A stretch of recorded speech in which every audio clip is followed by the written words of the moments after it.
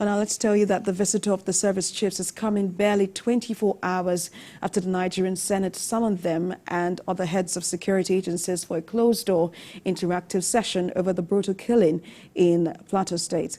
Others followed a motion of public importance moved by Senator Diket Plang, representing Plateau Central Senatorial District.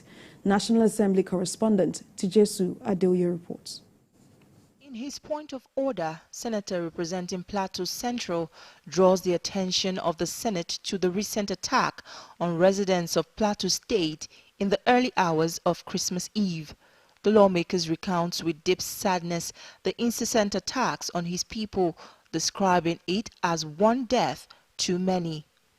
Other lawmakers joined in the condemnation of these killings in Plateau State. Most of them have also lost their means of livelihood and living in fear of unescapable penury. What was discovered, that these marauding bandits are not moving with weapons. Those weapons were actually domiciled in some certain locations. All they do is to come and pick them. If we created the Northeast Development Commission, we are now about creating the Southeast Development Commission.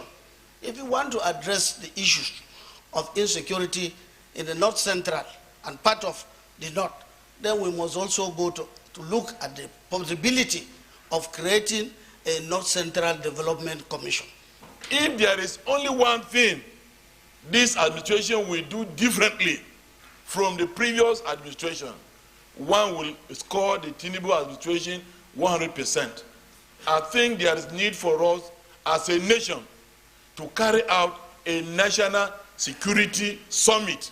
As part of its resolutions, the Senate summoned service chiefs and other heads of security agencies for a closed-door interactive session to get first-hand briefings on this avoidable tragedy and also find out what measures have been put in place to prevent a reoccurrence.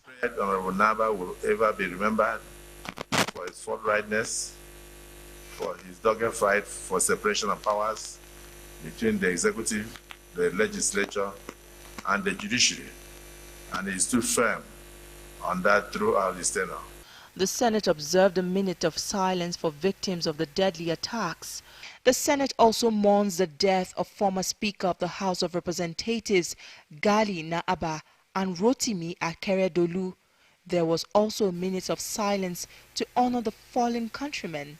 Now that the Senate has attended to all matters that needs its attention, it is time to wind down for the year.